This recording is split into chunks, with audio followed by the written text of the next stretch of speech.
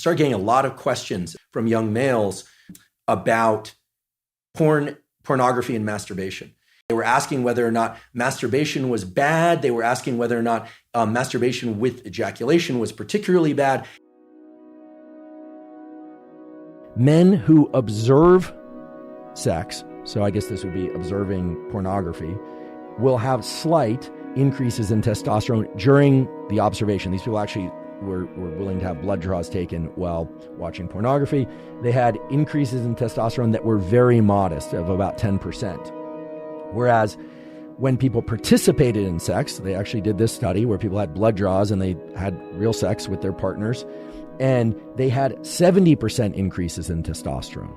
So there are increases in testosterone that are quite significant during the physical act of sex, and far less so during observing sex.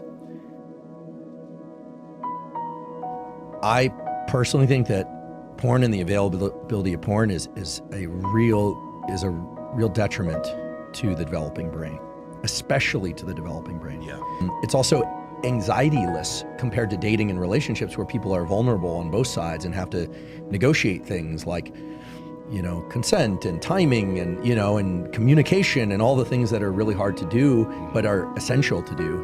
It should come as no surprise that a lot of these people have trouble with romantic interactions when they do happen, right? Because their brain isn't conditioned to respond to those. I have real concern about, just because I hear about it so often, and it wasn't an issue when I was growing up, is a lot of young guys in particular approach me because they're, based on the questions I'm getting, they're watching a lot of really intense pornography. Pornography, it creates a strong dopamine rush. These are very primitive pathways that in some ways can overwhelm the dopamine system. And then, another thing is happening. There's a lot of young guys are getting all this arousal from watching other people have sex. And then they're in the real world scenario and it's like, wait, you're no longer third personing this, you're actually in this scene. And it's completely collapsing them.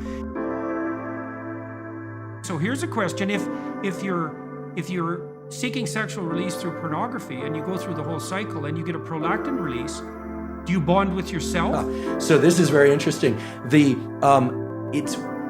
biology explains it as what's left there is a kind of an open loop, a kind of an emptiness. In the absence of a real partner there, of an absence of real sexual partner, there's an open loop of neurochemicals, including oxytocin and prolactin. The dopamine, remember, dopamine goes up during pursuit, anticipation, then peaks and then crashes below baseline after orgasm and ejaculation. So this kind of low that people fear is putting them into an amotivated state.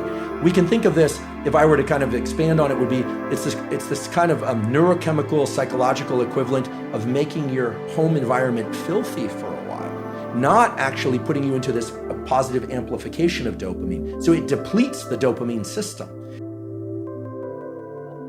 Yeah, it would be different maybe using your imagination versus seeing images, or like, is there a difference, if you know any of this, is there a difference between video versus, old school way of like having magazines and things like that? Well, because it's like more fantasy, and maybe, I don't know, maybe you thinking it through about this thing is different than you just watching it. Or even remembering past experiences. Yeah, so we can speculate there a bit. A picture is worth 1,000 words and a movie is worth 1 billion pictures.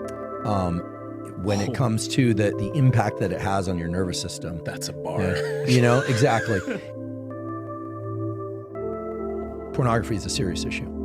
And because of the way that it taps into these very primitive systems, it's as serious in my mind as some of the other drugs of abuse. We talked about cell phones. You ever notice that when you get on a phone and you're scrolling Instagram, it's like a lot of fun, like this stuff is cool, you're seeing people, and then sometimes you're on there and like, this doesn't feel good, but I'm doing it anyway. Yeah. I'm just doing it. That's exactly how people talk about their drug use. That's exactly how people talk about alcohol use. That's exactly how people talk about gambling.